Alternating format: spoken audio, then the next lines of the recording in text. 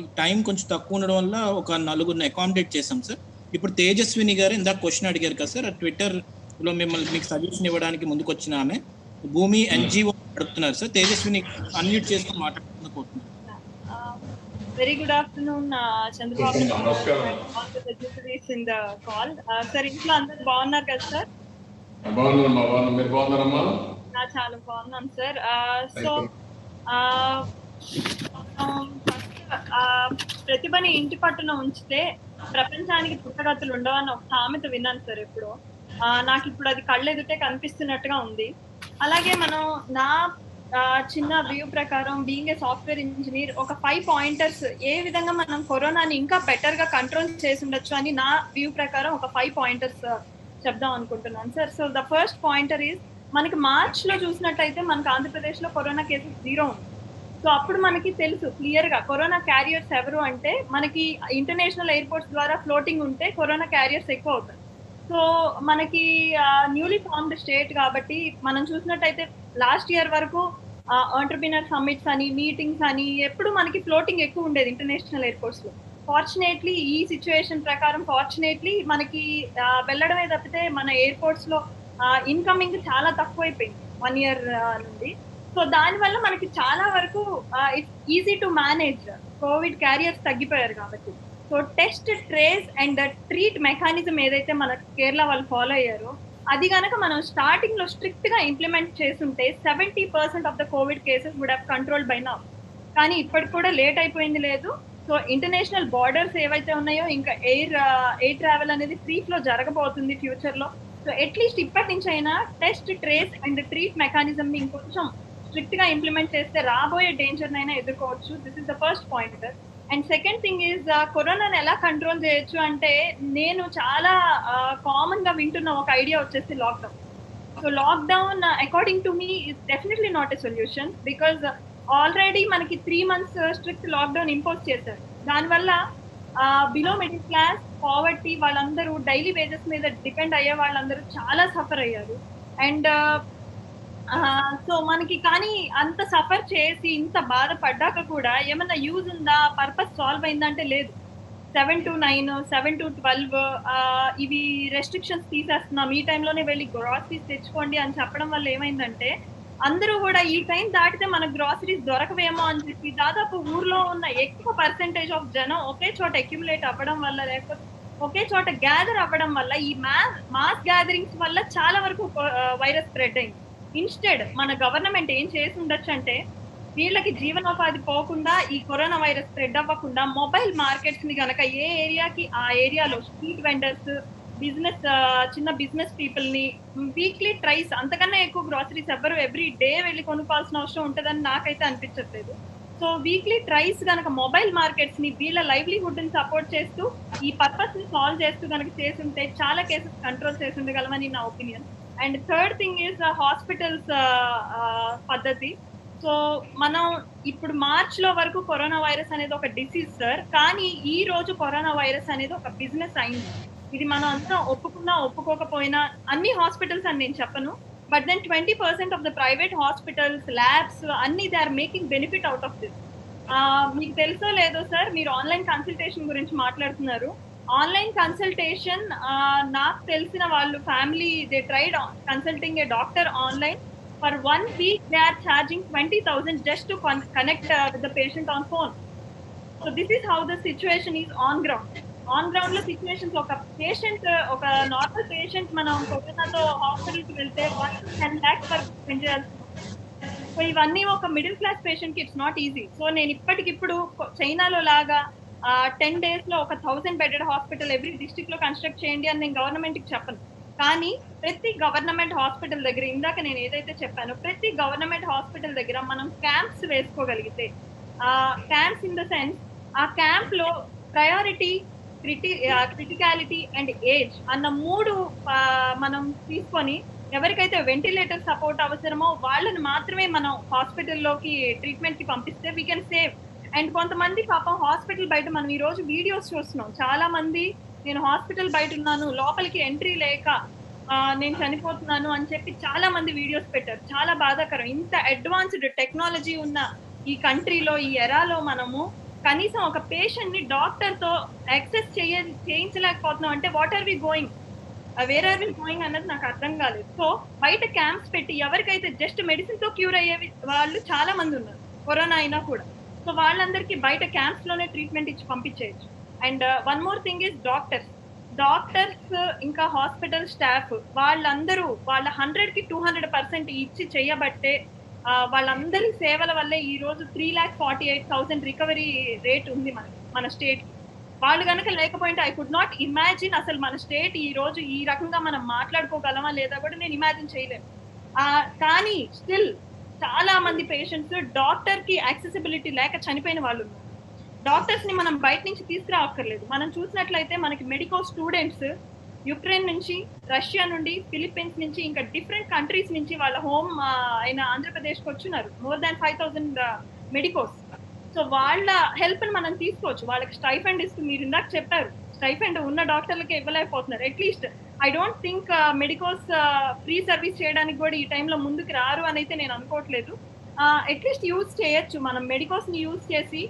ఈ రోజు home isolation patients హాస్పిటల్లో ఉన్న పేషెంట్స్ కి డబుల్ ద నెంబర్ ఉన్నారు. ఆ నెంబర్ కూడా బయటకు తీస్తే ఈ రోజు మన కోవిడ్ కేసెస్ ఆంధ్రప్రదేశ్, మహారాష్ట్ర దాటిపోయినా ఆశ్చర్యపోకర్లేదు.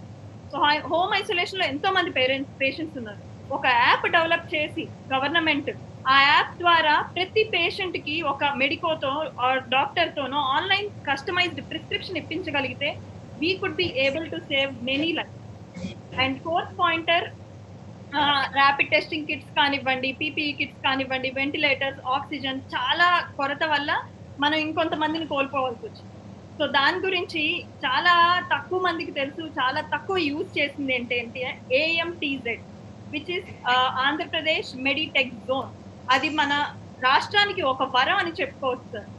ఈ రోజు మనకి పాండమిక్ వచ్చింది 2020లో, but then we are lucky that మనకి 2016లోనే వైజాగ్ లో AMTZ అనేది ఒకటి సెటప్ అయి ఉంది. సో మన స్టేట్ కి ఈ రోజు చాలా అద్భుతమైన వరం అది.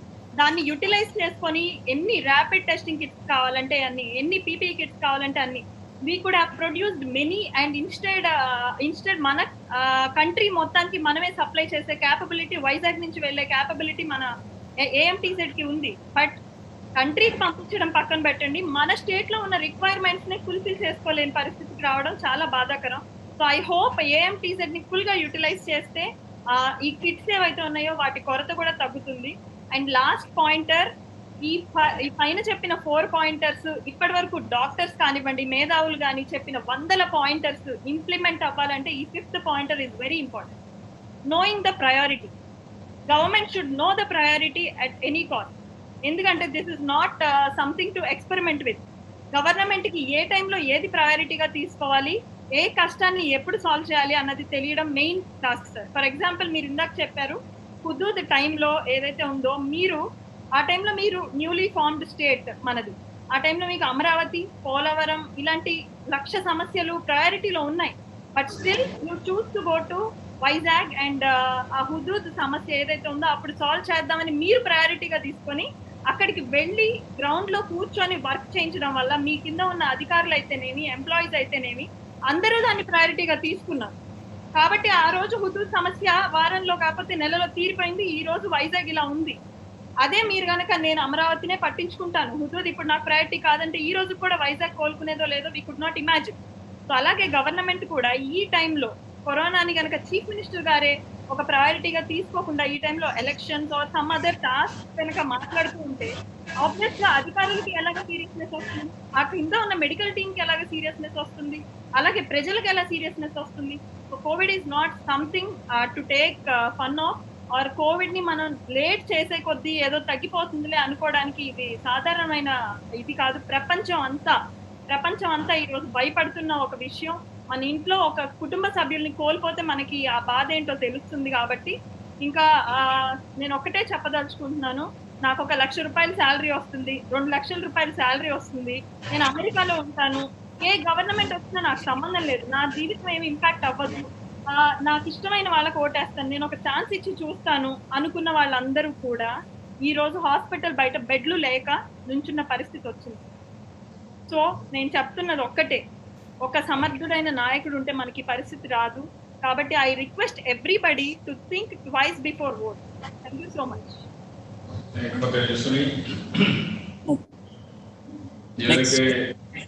ఒక్క సెకండ్. తేజస్సులు చెప్పిన పాయింట్ అన్ని కూడా చాలా ఇంపార్టెంట్. మార్చిలో మన దగ్గర 0, జనవరిలో ఇది స్ప్రెడ్ అవుతా ఉందని చైనాలో అప్పటికే వచ్చింది. వచ్చినప్పుడు వాళ్ళు కంట్రోల్ చేసి నియంత్రణ పడ్డారు, వాళ్ళు కంట్రోల్ చేసుకున్నారు. ఇప్పుడు 3% గ్రోత్ రేట్ వాళ్ళది. ప్రపంచం అంతా సఫర్ అయింది. ఎక్కడైతే కోవిడ్ వచ్చిందో వాళ్ళు మాత్రం రికవర్ అయిపోయారు, ప్రపంచాన్నంతా వదిలిపెట్టారు. ఇప్పుడు మనందరం విక్టిమ్స్ అనమాట. అంటే వాళ్ళు తెలివైన వాళ్ళు, మనకు తెలియలేదు అనమాట. అక్కడే ప్రాబ్లం వచ్చింది. యాజ్ యూ రైట్లీ మెన్షన్, అప్పుడు కానీ 0 కేసులు వచ్చినప్పుడు కానీ జాగ్రత్తలు తీసుకొని ఉంటే, ఎవరైతే బయట నుంచి వచ్చిన వాళ్ళందరినీ క్వారంటైన్ పెట్టి జాగ్రత్తగా చూసుకోనండి, స్ప్రెడ్ కాకుండా చూసుకుంటే, ఫస్ట్ వచ్చింది అర్బన్ ఏరియాస్కి వచ్చింది. అర్బన్ ఏరియాస్లో భయపడిపోయి జాగ్రత్త పడిన తర్వాత రూరల్ ఏరియాకి వచ్చింది. ఈ వలస కార్మికులు, మైగ్రేషన్ లేబర్, ఇవన్నీ కూడా. మీరు గోపాల్ కూడా చెప్పారు, వెరీ వ్యాలిడ్ పాయింట్. అది డాక్టర్స్ కూడా రెగ్యులేట్ చేయకపోతే వాళ్ళు మామూలు మనుషులే, స్వార్థం, ఆ నుంచి డబ్బులు చేసుకోవడం. మీరు అన్నట్టు 1 స్టేజ్ డాక్టర్స్ అందరూ కూడా సర్వీస్ కింద ఆలోచించారు, ఇది ఒక వైరస్, మనం కూడా చేయాలి. ఆఫ్టర్ దట్ డాక్టర్స్లో కూడా కొంతమంది విపరీతంగా డబ్బులు తీసుకోవడం మొదలుపెట్టి మానవత్వాన్ని పోయి ఇప్పుడు వాళ్ళకు కూడా చెడ్డ వచ్చే పరిస్థితి వచ్చింది కొంతమంది వల్ల. These very bad. మీరు అన్నట్టు ఇంకొక పక్కన నేను అందుకే ఒక మాట చెప్పాను, రియల్ టైమ్ గవర్నెన్స్లో ప్రతి ఒక్క డేటా, ఫైబర్ గ్రిడ్ ద్వారా ప్రతి ఒక్క ఇంటికి కనెక్టివిటీ, అదే సమయంలో 2000 డెస్క్లు పెట్టిన కాల్ సెంటర్, ఈ 3 ఉంటే ఆల్ డాక్టర్స్ హాస్పిటల్స్ అన్ని నెట్వర్క్ చేసి ఉంటే కేసు వస్తానే ఎయిదర్ హౌస్ హోమ్ ఐసోలేషన్, లేకపోతే కమ్యూనిటీ క్వారంటైన్, లేకపోతే హాస్పిటల్. ఈ 3 మెథడ్స్ పెట్టి ఒకటే రాకుండా ప్రివెంట్ చేయడం, వచ్చిన తర్వాత ఇమ్మీడియట్గా కంట్రోల్ చేయడం. ఈ 2 కానీ చేసి ఉంటే మీరు అన్నట్టు prioritisation, focus, always focus is important. నేను ఎక్కడన్నా చిన్న ఇష్యూ వచ్చినా దాన్ని పెద్ద ఇష్యూ చేసి ఫోకస్ చేసే కొద్దికి అక్కడికే కంట్రోల్ అయిపోయాయి. ఎప్పుడైతే మనం ఇగ్నోర్ చేస్తున్నామో అది ఇంకా మన కంట్రోల్లో ఉండదు, ఇంకెళ్ళిపోతూ ఉంటుంది. ఇప్పుడు అదే జరిగింది మన రాష్ట్రంలో. ఇనిషియల్గా గోటుతో పోయేది గొడ్డలు తీసుకున్నాం, ఇప్పుడు గొడ్డలు కూడా రాబోలేదు, చాలా ప్రాబ్లమ్స్ వచ్చాయి. I'm sorry. అయితే మనం సమాజాన్ని హెల్ప్లెస్నెస్ కింద కాకుండా చదువుకున్న మనం సోషల్ రెస్పాన్సిబిలిటీ ఉండే మనందరం కూడా రెస్పాండ్ కావాలి, ఇది కంట్రోల్ చేయాలి.